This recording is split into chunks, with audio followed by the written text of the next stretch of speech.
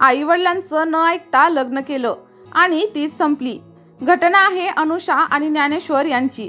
हे एक प्रेमामध्ये अखंड बुडालेलं जोडपं होतं। त्यांनी प्रेमविवाह केला होता। दोघंही एकमेकांच्या साथीने सुंदर आयुष्य रंगवू पाहत होते। अनुषा गर्भवती होती। 9वा महिना सुरू होता। त्यांच्या चेहऱ्यावरती आनंद स्पष्ट दिसायचा, पण एका क्षणाच्या रागाने हे सगळं कोसळून गेलं। काय घडलं त्या रात्री हे जाणून घेऊया आजच्या या खऱ्या घटनेवरती आधारित क्राईम स्टोरीमध्ये। ज्ञानेश्वर 12वीत होता।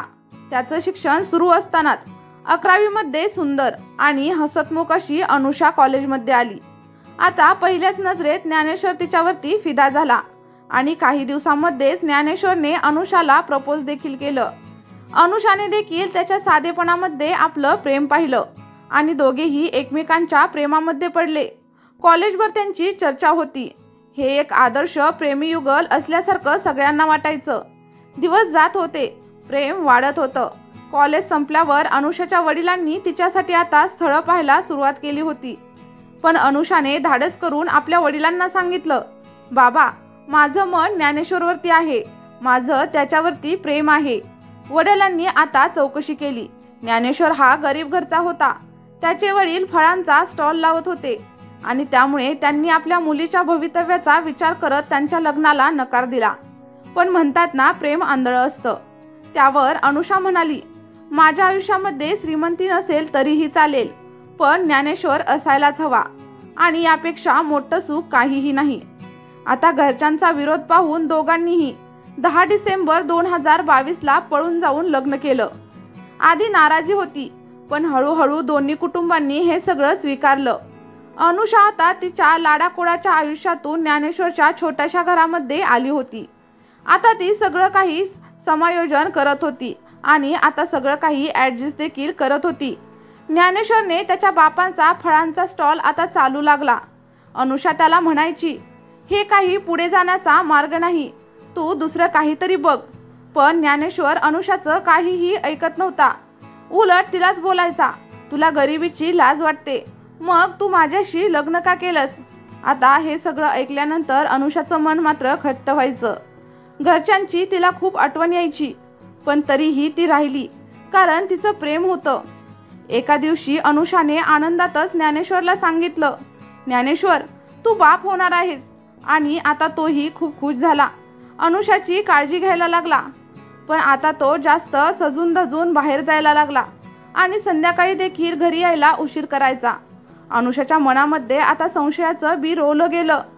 कुणी दुसरी आहे का असं तिला आता सतत वाटू लागलं। ती विचारायची, खरं सांगा, कोणासोबत आहेस? ज्ञानेश्वर आता त्रासून जायचा। अगं, मी तसला नाही असं तिला म्हणायचा, पण संशय वाढतच गेला। अनुषाला 9वा महिना सुरू होता। डॉक्टरांनी आठवड्याभरातच डिलिव्हरीची तारीख देखील दिली होती। मात्र अनुषा सतत चिडचिड करायची, एकटी वाटायची। तिच्या मनामध्ये सारखं विचार यायचे, आपण घरच्यांचं ऐकायला हवं होतं का? ती तिच्या आईवडिलांशी फोनमध्ये संपर्कात राहायची।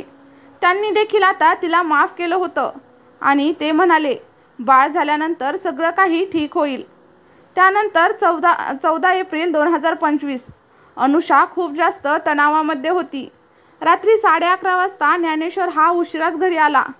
आता अनुषा नेहमीसारखी त्याच्यावरती चिडली, कुणा बाईकडे जातोस का? माझं आयुष्य उद्ध्वस्त केलंस असं ती म्हणाली।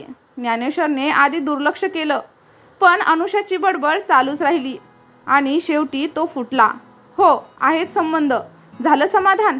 आणि मग दोघांमध्ये मोठा वाद झाला। रागाच्या भरामध्ये त्याने तिचा गळा दाबायला सुरुवात केली, शांत हो, शांत हो। पण क्षणातच 9 महिन्यांची गरोदर अनुषा बेशुद्ध झाली आणि तिथेच कोसळली। ज्ञानेश्वर घाबरला। त्याने मित्रांना फोन केला। अनुषाला हॉस्पिटलमध्ये नेण्यात आलं, पण डॉक्टरांनी सांगितलं अनुषा आणि तिचं बाळ दोघंही गेले। त्यानंतर आता पोस्टमॉर्टम अहवालामध्ये हे देखील स्पष्ट झालं की अनुषाची गळा दाबून हत्या झाली। आता अनुषाच्या घरच्यांनी पोलिसांमध्ये तक्रार दिली। पोलिसांनी ज्ञानेश्वरला अटक केली। त्यानंतर प्रथम तो म्हणाला, मी मुद्दाम काहीच केलं नाही, पण पोलिसी सखोल चौकशीनंतर तो फुटला। तो म्हणाला, ती रोज संशय घेत होती, मी रागातच होतो, 2 मिनिटे मी विसरलो, की ती गरोदर आहे. आज ज्ञानेश्वर तुरुंगात आहे आणि अनुषा आपल्या बाळासह या जगातून निघून गेलेली आहे. प्रेक्षकांनो, प्रेमामध्ये विश्वास हवा असतो. संशय नातं संपवतं आणि राग तो मात्र आयुष्य उद्ध्वस्त करू शकतो. तुमचं काय मत आहे? चूक कोणाची होती, नवऱ्याची की पत्नीची का दोघांचीही? चला तर मग प्रेक्षकांनो, ही सत्य घटना कथेच्या स्वरूपामध्ये तुम्हाला कशी वाटली हे मला कमेंट बॉक्समध्ये सांगायला अजिबातच विसरू नका. त्यासोबतच आपल्या व्हिडिओला एक लाईक देखील नक्कीच करा. आणि जर तुम्ही चॅनलवरती नवीन असाल तर आपल्या चॅनलला सबस्क्राईब करायला अजिबात विसरू नका. सबस्क्राईब केलं असेल तर शेजारील बेल आयकॉनचे बटन देखील नक्कीच प्रेस करा, जेणेकरून अशाच नवनवीन व्हिडिओचे नोटिफिकेशन तुम्हाला तुमच्या मोबाईलवरती दररोज पाहता येतील. धन्यवाद.